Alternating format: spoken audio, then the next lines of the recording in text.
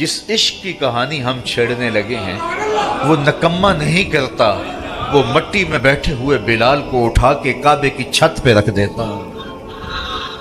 وہ بلال جو اپنے آقا کا جوتا دھوپ سے اٹھا کے چھاؤں میں رکھے تو آقا اس پہ بھی کوڑے مارے کہ تو نے مجھے پوچھا کیوں نہیں، تو بلال کہے کہ جناب جوتا دھوپ میں خراب ہو رہا تھا تو میں نے چھاؤں میں رکھ دیا تاکہ خراب ہونے سے بچ جائے۔ آقا یہ بات ماننے کے لیے تیار نہ ہو اور کوڑے مارے۔ کوئی گزرتا ہوا آدمی پوچھے جناب اس کو کوڑے کیوں مار رہے ہو، تو وہ کہے کہ یہ اپنی اوقات بھول رہا ہے، یہ خوئے غلامی اس کی بدل رہی ہے، میں اس کو سکھا رہا ہوں کہ تو ذات کا غلام ہے۔ کوڑے مارے جا رہے۔ اقبال نے کہا تھا غلامی کیا ہے، ذوق حسن و زیبائی سے محرومی، جسے زیبا کہیں آزاد بندے ہے وہی زیبا، بھروسہ کر نہیں سکتے غلاموں کی بصیرت پر کہ دنیا میں فقط مردان حر کی آنکھ ہے بینا۔ تو غلام ہوتا ہے۔ حضرت حسان بن ثابت رضی اللہ تعالی عنہ کہتے ہیں کہ میں رہنے والا تو مدینے کا تھا، لیکن ایک بار میں مکے میں گیا تو میں نے دیکھا کہ کھجور کی رسی میں ایک کالے رنگ کے شخص کو لوگوں نے پرویا ہوا ہے اور مکے کی گلیوں میں گھسیٹ رہے۔ تو میں نے پوچھا کہ یہ شخص کون ہے، تو لوگوں نے کہا اس کا نام بلال ہے۔ تو میں نے کہا کس جرم کی سزا اسے دے رہے؟ تو انہوں نے کہا کہ یہ ایک نئے دین میں داخل ہوا ہے اور ہم اس کو منحرف کرنا چاہتے ہیں۔ کہتے میں نے دیکھا کہ وہ جوں گھسیٹتے اس کی زبان پر احد احد کی صدا تیز ہوتی چلی جا رہی تھی۔ زخم پہ زخم کھا کے جی، خون جگر کے گھونٹ پی، آہ نہ کر لبوں کو سی، یہ عشق ہے دل لگی نہیں۔ یہ چند لمحوں کے لیے دل بہلانے کی کہانی نہیں ہے کہ جس محبت میں سختی آئی تو راستہ بدل لیا۔ یہ ان راستوں کا ان لوگوں نے اہتمام کیا تھا اور ان راستوں کے مسافر بنے تھے کہ راستے میں پہاڑ بھی ہوں تو یہ چیر کے آگے گزر جائیں۔ بلال حبشی کو ان کا ظالم آقا مارتا ہے، کبھی ان کے ہاتھوں میں میخیں ٹھونکتا ہے، کبھی زبان پہ تپتے ہوئے کوئلے رکھتا ہے، کبھی رسی پاؤں میں ڈال کر کے اوباش لڑکوں کے ہاتھوں میں دیتا ہے کہ اس کو گھسیٹے، کبھی کچھ، لیکن بلال ہیں کہ آگے سے مسکرا رہے ہیں، آہد آہد کا نغمہ پکار رہے ہیں۔ کسی نے رک کے کہا بلال یہ عجیب تماشا ہے، وہ تمہیں مار رہے ہیں اور تم آگے سے آہد آہد پکار رہے ہو۔ تو حضرت بلال بولے تم جاؤ نا بازار میں مٹی کا پیالہ خریدنے کے لیے تو اس کو بھی ٹھونک کے دیکھتے ہو، اس کی آواز تو ٹھیک ہے، کہیں کچا تو نہیں ہے۔ کہا تم تو مٹی کا پیالہ بھی خریدو تو ٹھونک بجا کے دیکھو، یہ کہیں کچا تو نہیں ہے، اس کی آواز تو ٹھیک ہے۔ کہا میرا مالک بلال کو خرید رہا ہے، دیکھ رہا ہے بلال کچا تو نہیں ہے، اس کی آواز تو ٹھیک ہے۔ میں کہتا ہوں مالک خرید لے بلال کو، کھال ادھڑ بھی جائے گی، حق کی صدا ختم نہیں ہوگی۔ محبت کی یہ البیلی اور انوکھی داستانیں اہل ایمان رقم کی ہیں۔ اگر اس عنوان سے بات کی جائے تو یہ تاریخ کا ایک ایسا باب ہے۔ حضرت سمیہ رضی اللہ تعالی عنہ اسلام کی پہلی شہیدہ، جن کو مکے کے چوک میں ابو جہل نے جو ہے وہ نیزہ مار کر کے شہید کیا۔ راہ خدا میں بہنے والا یہ خون تاریخ اسلام نے محفوظ کر لیا، ایک عورت کا خون تھا۔ اور پھر حضرت عمار ابن یاسر کے والد حضرت یاسر کو بھی شہید کیا گیا، دونوں ماں باپ شہید ہو گئے اور بیٹا پھر بھی ڈٹا ہوا ہے۔ کافروں نے حضرت عمار ابن یاسر کو پکڑ کے تپتی ہوئی آگ میں ڈال دیا اور انہوں نے رخ کیا حضور کے کاشانہ انور کی طرف اور آنکھوں میں آنسو امڑ آئے۔ تو کافر سمجھے شاید جلتی ہوئی آگ کے شعلوں سے اور بھڑکتے ہوئے کوئلوں سے ڈر گیا ہے۔ کہا عمار گھبرا گئے ہو، تمہیں ان تپتے ہوئے کوئلوں سے باہر نکال لیا جائے؟ تو حضرت عمار مسکرا کے کہنے لگے میں ان تپتے ہوئے کوئلوں سے نہیں ڈرا، میں تو راہیں تک رہا ہوں، جس محبوب کے لیے دکھ سہ رہا ہوں کبھی وہ جلوہ فراز بھی تو ہو جائے نا۔ اچھا ادھر غلام تڑپا، ادھر آقا تشریف لے آئے۔ حضرت عمار ابن یاسر کے سر پہ ہاتھ رکھ کے حضور نے کہا یا نارو کونی بردم و سلامن علی عمار ابن یاسر کما کنت علی ابراہیم، اے آگ جس طرح ابراہیم پہ ٹھنڈی ہوئی تھی آج میرے عمار ابن یاسر پہ بھی ٹھنڈی ہو جائے۔ تو محبتوں کی یہ داستانیں بڑی دل آویز ہیں، لیکن جب عشق کی دولت لازوال نصیب ہوتی ہے تو دیکھیے یہ عشق کیسا بندہ نواز ہے۔ حضور جب معراج سے واپس پلٹتے ہیں اسی بلال کو جو آقا کا جوتا اٹھا کے چھاؤں میں رکھنے کا روادار بھی نہیں ہے، میرے حضور پوچھتی ہیں بلال تو کون سا نیک عمل کرتا ہے، میں نے جنت میں تیرے قدموں کی آہٹ سنی ہے۔ کیا خیال ہے اس ایک جملے نے دور غلامی کی ساری تھکن اتار نہیں دی ہوگی، اور بلال فرش سے اٹھ کے فراز عرش پہ نہیں پہنچ گیا ہوگا؟ تو وہ اور عشق ہے جو نکما کرتا ہے، یہ عشق سربلند کرتا ہے، یہ عشق ذرہ نواز ہے، یہ عشق عزتیں دیتا ہے، یہ مقامات رفیع اور عزتوں کی مسندوں پہ بٹھاتا ہے۔ اللہ اکبر۔ میں آپ سے پوچھوں کہ جس زمانے میں میرے حضور آئے تھے اس زمانے کے خاقان کا نام کیا تھا؟ تو شاید اس بھری مجلس میں کوئی نہ بتا سکے سوائے اس کے جس کا بڑا گہرا تاریخی مطالعہ ہو۔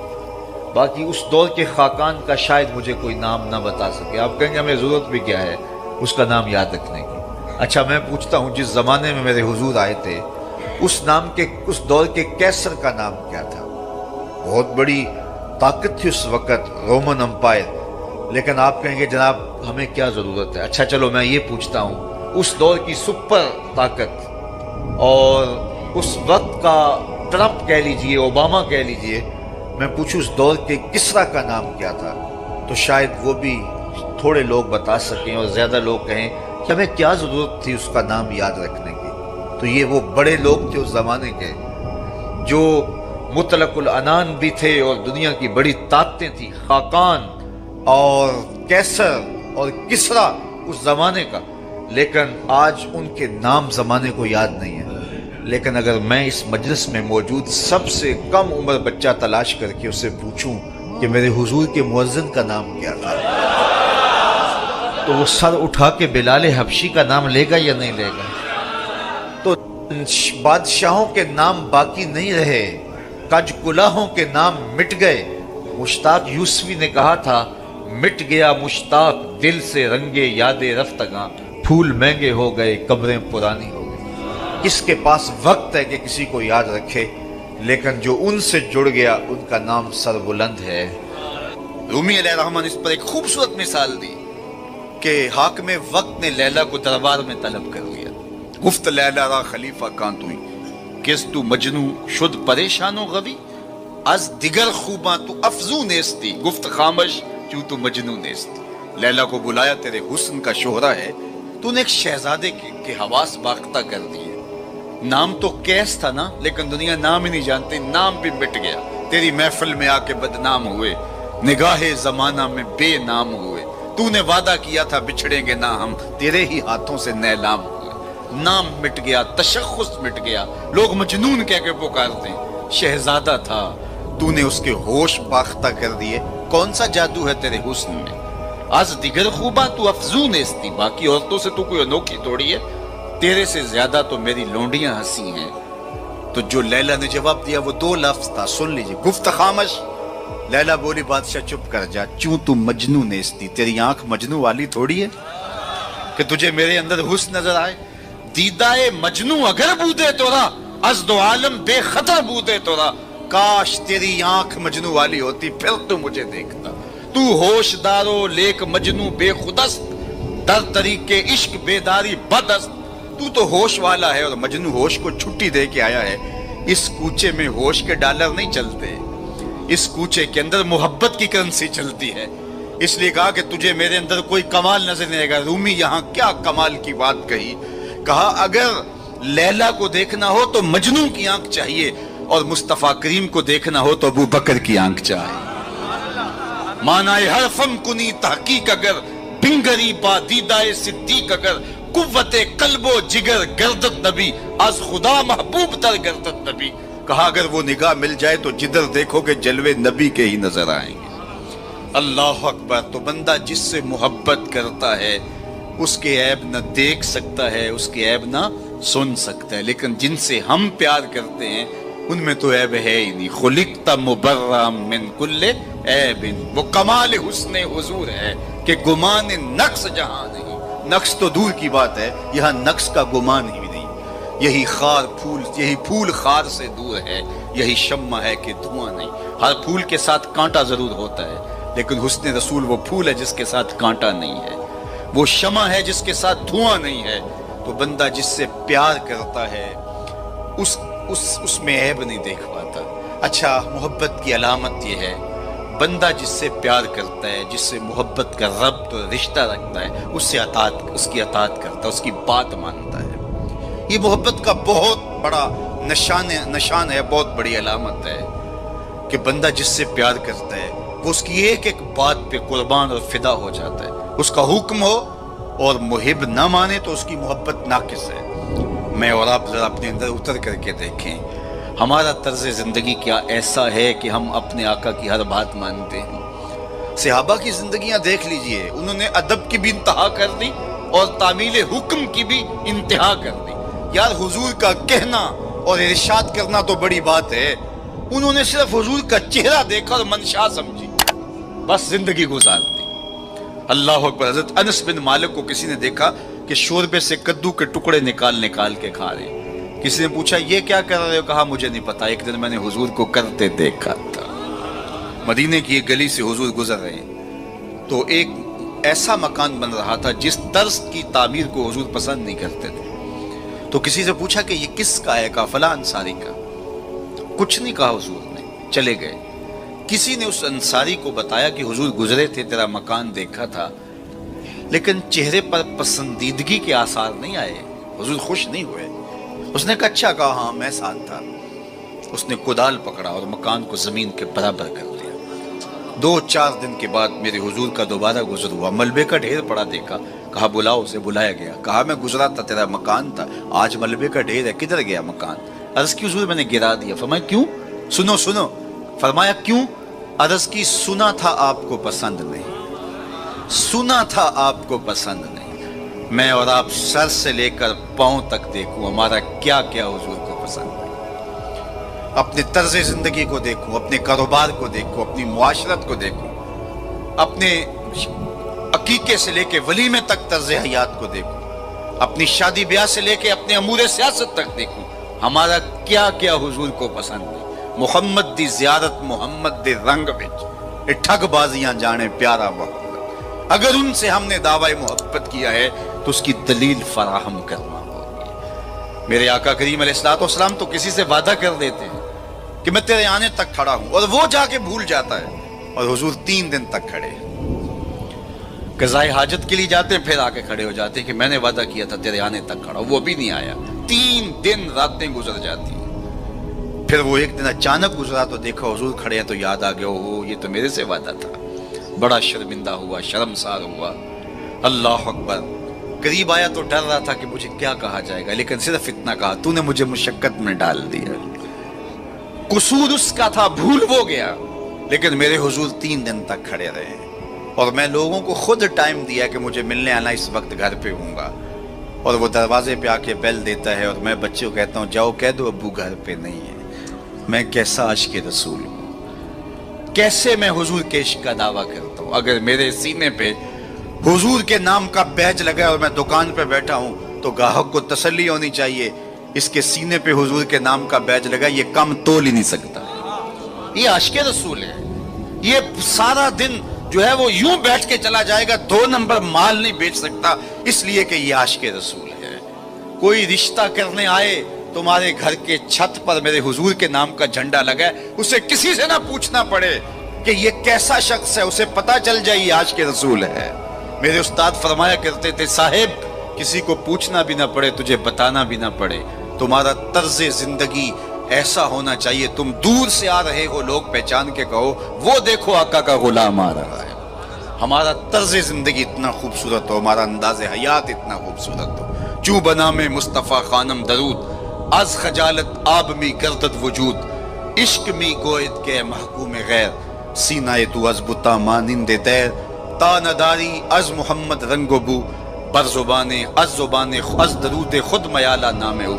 کہا کہ جب تو حضور پہ درود پڑھتا ہے تو ذرا اپنے اندر بھی اتر کے دیکھ کس کا نام لے رہا ہے اور تیرے اپنا طرز حیات کیا ہے۔ یاری لا تو پاک نبی سنگ، اے پر پوری یاری، پھر درود قبول ہے تیرا لکھ نہ لو ایک واری۔ اور آپ کو ایک اور بات بتاؤں، جتنی بھی محبتیں ہیں وہ انسانوں کو توڑتی ہیں، حضور کی محبت آپس میں جوڑتی ہے۔ یہ باہمی محبت کا سبب اور ذریعہ ہے۔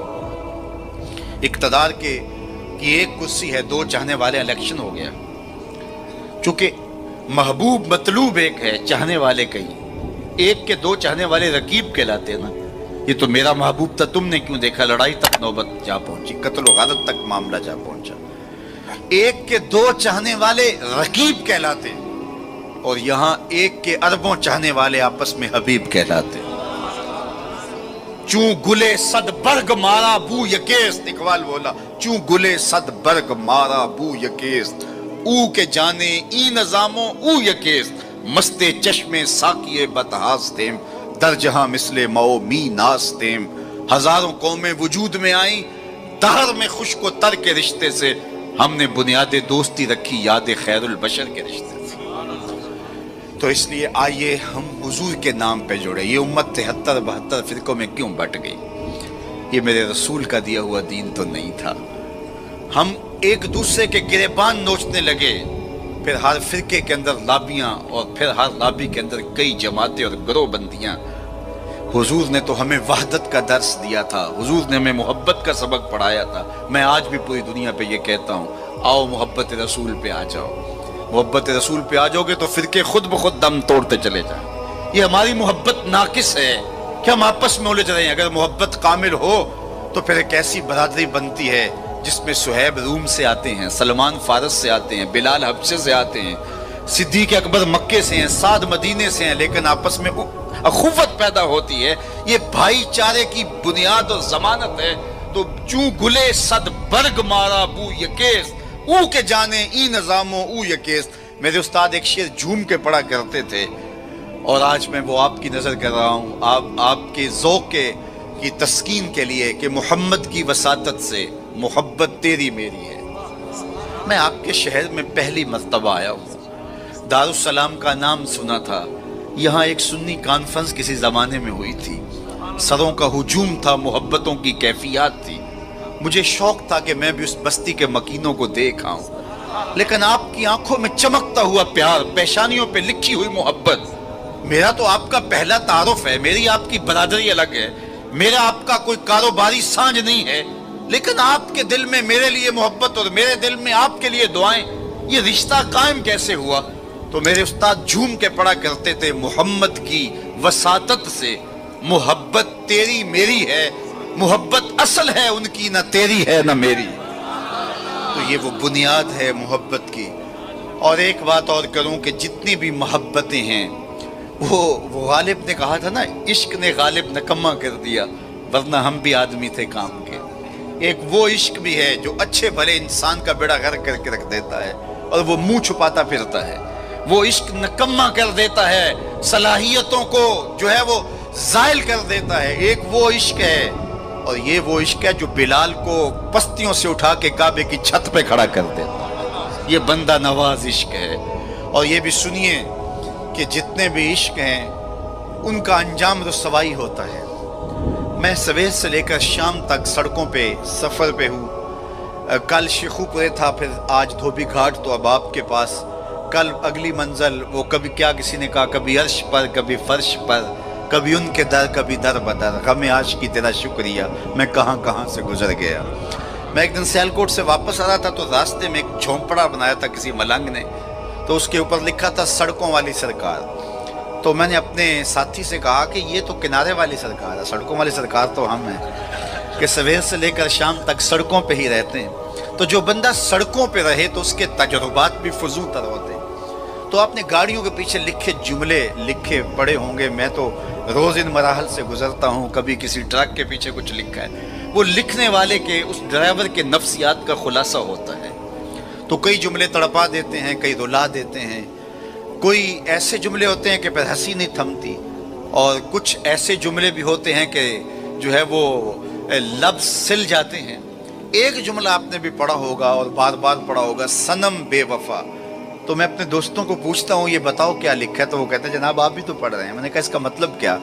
وہ کہتے ہیں جناب آپ بتا دیجئے. میں نے کہا یہ تحریری احتجاج ہے، کسی نے کسی سے پیار کیا ہوگا اور بے وفائی لیے آج اپنی بھڑاس نکال رہا ہے، غصہ نکال رہا ہے. تو میں کہا صاحب تو نے پیار اس سے کیا جس نے بے وفائی کی، آ تجھے اس چوکھٹ پہ لے چلوں. جو ہاتھ پکڑتے ہیں تو حشر کے دن بھی نہیں چھوڑتے. تو محبت کا ربط ان سے قائم کیجئے، محبت کا رشتہ ان سے قائم کیجئے جو تمہارے لیے عزت کا باعث ہے۔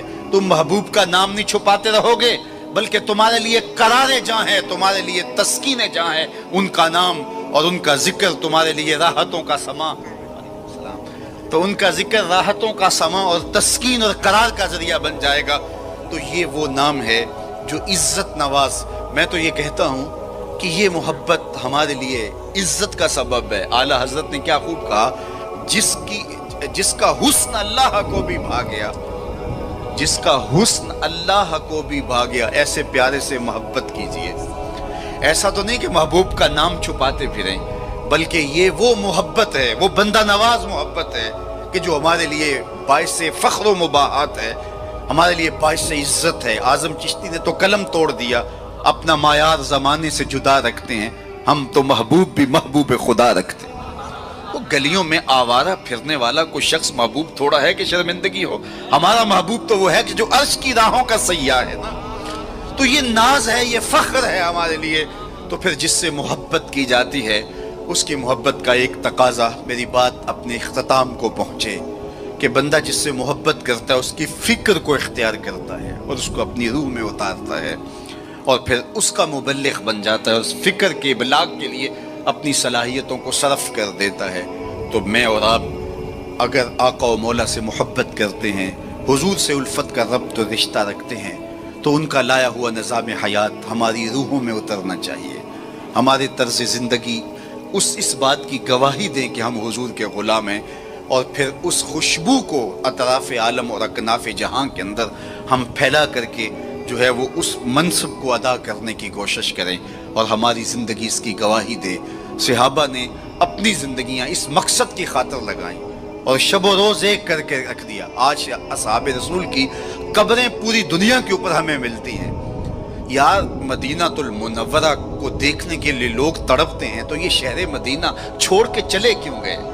اور اس ٹھنڈی چھاؤں کو چھوڑ کے کوئی کہاں جا کے دفن ہوا، کسی نے کہاں چاند وار دی؟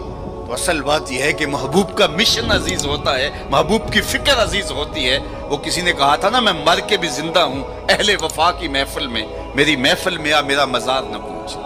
تو جب ان کے ہوئے ہو تو پھر اپنی زندگی، اور وہ لوگ جنہوں نے حضور کا نام لیا، اس تابی کی کہانی کوئی نہیں بھول سکتا جس کا ذکر اقبال نے کیا، کہ وہ گھوڑے کی ننگی پیٹھ پہ بیٹھ کے اللہ کے دین کا پیغام لے کے آگے بڑھا، اور چلتے چلتے دلدل آ گئی تو اس نے گھوڑے کی باگیں کھینچ لی اور کہا، مالک میرے جذبے تو جواں تھے، تیری زمین ہی ختم ہو گئی۔ اس پہ اقبال نے کہا تھا، دی اذانیں کبھی یورپ کے کلیساؤں میں، کبھی افریقہ کے تپتے ہوئے صحراؤں میں، دشت و دشت دریا بھی نہ چھوڑے ہم نے، بحر ظلمات میں دوڑا دیے گھوڑے ہم نے۔ تو آج میں اور آپ ان جذبوں سے سرشار ہوں گے، لیکن وہی بات جو میں عرض کر چکا، اس کا آغاز ہماری اپنی ذات سے ہوگا۔ ہمارا عمل گواہی دے گا، ہمارا رویہ گواہی دے گا، ہمارا طرز زندگی گواہی دے گا۔ ہم دوسروں کو مسلمان کرنے کے لیے بے چین ہیں، ذرا 2 لمحوں کے لیے اپنے اندر بھی اتر کے دیکھو، یہ پاپی بھی سیدھا ہوا ہے کہ نہیں ہوا؟ اس من کے اندر بھی روشنی ہوئی ہے کہ نہیں ہوئی؟ میں تو میلاد کے موسم میں گلی گلی کہتا رہا، تمہیں مبارک کو تم نے جھنڈیاں لگائیں، مجھے اچھا لگا تم نے گھروں کی چھتوں پہ چراغاں کیا، لیکن کوئی جھاڑو لے کے دل نگر میں بھی آنا، کہیں دل کی گلیاں اندھیر نگر نہ رہ جائیں، کوئی دیا، کوئی محبت کا چراغ دل میں بھی روشن کرنا۔ اگر دل کی دنیا آباد ہو گئی تو پوری کائنات روشن ہو گئی۔ میرے حضور نے فرمایا، انسان کے جسم میں گوشت کا ایک ٹکڑا ہے، اگر وہ صحیح ہو جائے تو پورا جسم صحیح ہو جاتا ہے، اگر وہ خراب ہو جائے تو پورا جسم خراب ہو جاتا ہے۔ پھر فرمایا، الا وہی القلب، سنتے ہو گوشت کے اس ٹکڑے کا نام دل ہے۔ حضرت نبی رحمت کی مجلس لگی تھی، ہجوم عاشقاں تھا۔ ایک دن حضور نے فرمایا، جنتی دیکھنے کا شوق ہو تو دروازے پہ دیکھو۔ کہتے ہم نے دیکھا ایک بوڑھا شخص ہاتھ میں جوتا پکڑا ہے بائیں ہاتھ میں، اور تازہ آثار وضو اس کی داڑھی پر نمایاں ہیں، تو وہ مسجد میں داخل ہوا۔ خیر اگلا دن ہوا تو پھر کہا، اگر کسی کو جنتی دیکھنے کا شوق ہے تو دروازے پہ دیکھو۔ ہم نے کہا دیکھیے آج کون خوش نصیب آتا ہے، تو وہی بزرگ دوبارہ آئے، بائیں ہاتھ میں جوتا پکڑا ہے اور آثار وضو چہرے پہ حویدہ ہے۔ تیسرا دن آیا تو پھر کہا، جنتی دیکھنے کا شوق ہے تو دروازے پہ نظریں رکھو۔ ہم نے دیکھا تو وہی بزرگ اسی حالت میں آئے۔ مجلس ختم ہوئی تو میں ان بزرگوں کے پیچھے چل پڑا۔ حضرت عبداللہ بن عمر کہتے ہیں کہ میں جب پیچھے چلا تو انہوں نے کہا، کیسے میرے پیچھے آ رہے ہو؟ میں نے کہا ابا جی سے کوئی شکر رنجی سی ہو گئی ہے، لڑائی سی ہو گئی ہے، تو میں 3 دن آپ کے پاس گزارنا چاہتا ہوں، تو مجھے آپ رکھ لیں گے؟ انہوں نے کہا کوئی بات نہیں، آ جاؤ۔ کہتے ہیں میری آرزو تھی کہ میں دیکھوں کہ یہ عمل کون سے کرتا ہے۔ حضور نے فرمایا جنتی دیکھنا ہے تو دروازے پہ دیکھو، اور 3 دن یہی آتا رہا۔ کہا، اس نے کہا کوئی بات نہیں، آ جاؤ۔ میں ساتھ چلا گیا۔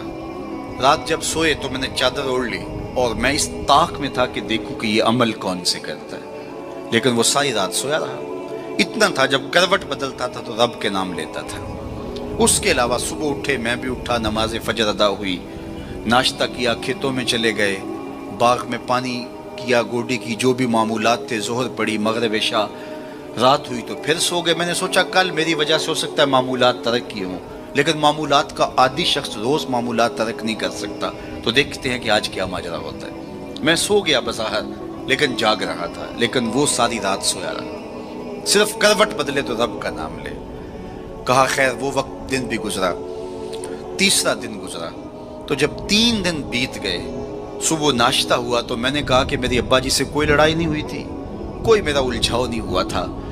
میں نے حضور سے سنا کسی نے جنتی دیکھنا ہے تو دروازے پہ دیکھو، 3 دن آپ ہی بابا جی آتے رہے، لیکن مجھے تو کچھ دکھائی نہیں دیا۔ 3 راتیں اور 3 دن میں نے آپ کے ساتھ گزارے۔ تو وہ بزرگ فرمانے لگے کہ اے ابن عمر، ایسی کوئی بات نہیں ہے کہ میں نے تمہاری وجہ سے کوئی عمل چھپایا ہو، میرے وہی معمولات ہیں جو تم نے 3 دن میں دیکھے، کوئی الگ سا عمل ایسا نہیں تھا جو تم سے میں چھپا لیا ہو، لیکن ایک میرا عمل تم نہ دیکھ پائے، اور وہ اگر تم اور بھی دن میرے ساتھ گزارتے تو نہ دیکھ پاتے۔ تو مجھے تجسس ہوا، میں نے کہا کہ وہ عمل کون سا ہے؟ تو وہ فرمانے لگے تم نے محنت کی، 3 دن رہے، میں تمہیں بتا دیتا ہوں۔ تو اس بزرگ نے ایسے سینے پہ ہاتھ رکھا، دل والی جگہ پہ، اور کہا اے ابن عمر، یہ جو سینے میں رکھا ہوا دل ہے نا، اس میں کسی مومن کا بغض نہیں ہے، تو اس میں کسی مومن کے لیے نفرت نہیں رکھی ہے، بغض نہیں رکھا ہے۔ تو آج میں اور آپ جنت کے مسافر بننا چاہتے ہیں تو اس اندر کی دنیا کو صاف کیجئے، اور جب اس میں جھاڑو دیں گے اور اس کی صفائی کریں گے تو پھر محبوب کے جلوے آپ کو یہاں دکھائی دیں گے، نہ مسجد وچ نہ مندر وچ، لب یار نو اپنے اندر وچ، وفی انفسکم افلا تبصرون۔ تو آئیے میں اور آپ اپنے باطن کی صفائی کے لیے کوشاں ہوں۔ زندگی لمحہ لمحہ ٹوٹ رہی ہے، اور میں اور آپ ایک ایک سانس کر کے اپنی زندگی کو توڑ رہے ہیں۔ یہ اٹھتے ہوئے قدم ہیں، سیدنا علی المرتضیٰ فرماتے ہیں، یہ ہماری جو سانسیں ہیں یہ اٹھتے ہوئے قدم ہے، یہ پگھلتی ہوئی برف ہے جو ہمیں موت کے قریب لے جا رہی ہے۔ ایک بزرگ کہتے ہیں مجھے یہ سمجھ نہیں تھی کہ یہ جو قرآن نے کہا ان الانسان لفی خسر، بے شک انسان خسارے میں ہے، تو میں نے کہا یہ خسارے میں کہاں ہے؟ کہاں گھاس پھونس کے جھونپڑے اور کہاں علی نصب گھر اور بنگلے، انسان تو آگے جا رہا ہے، تو یہ خسارے میں کیوں کہا گیا؟ تو میں سمرقند کے بازار سے گزر رہا تھا، وہاں ایک آدمی پھٹے پہ رکھ کے برف بیچ رہا تھا اور ساتھ آوازیں لگا رہا تھا۔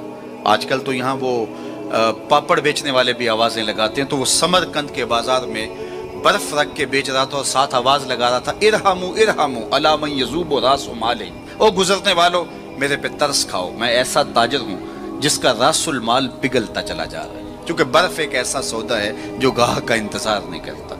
آپ کپڑا بیچتے ہیں، آج گاہک نہیں آئے، ہو سکتا ہے کل چارہ نے مہنگا بیچ لیں۔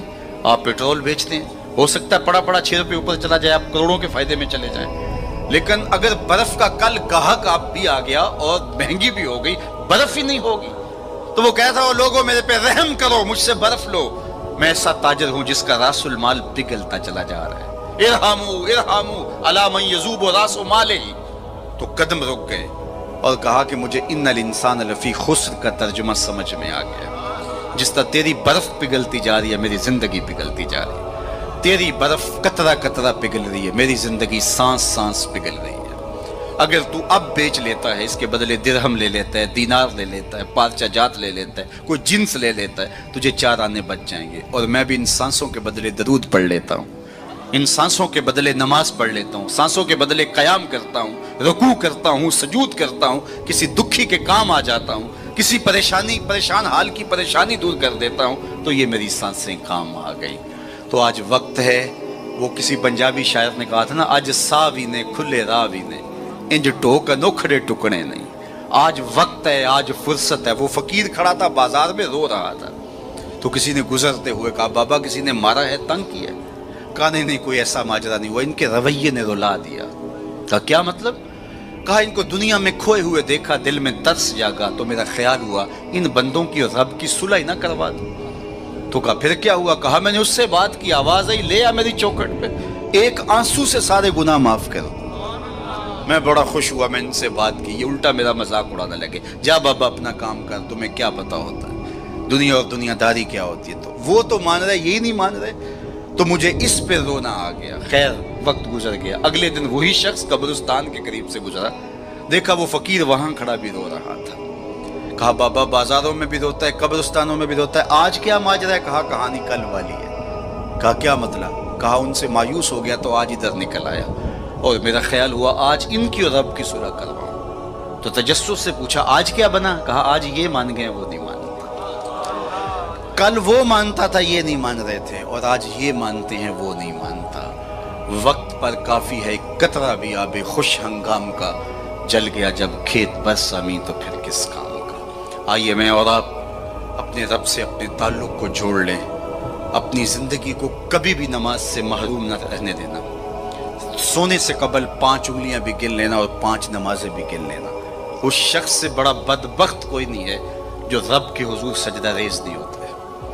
یہ بد نصیبی ہے کسی شخص کی کہ اس کی پیشانی کو سجدے کا نور نصیب نہ ہو۔ بعض لوگ کہتے ہیں میں نہیں کرتا سجدہ، میں کہتا ہوں تو کون ہے بدبخت، تجھے رب اپنی چوکھٹ پہ بلاتا ہی نہیں۔ اتنا بد نصیب ہو گیا ہے کہ تجھے دھتکار دیا گیا، حیا علی الصلاح حیا علی الفلاح، 5 وقت صدائے دل نواز سنتا ہے لیکن تیرے قدم نہیں اٹھتے، تجھے توفیق نصیب نہیں ہوتی۔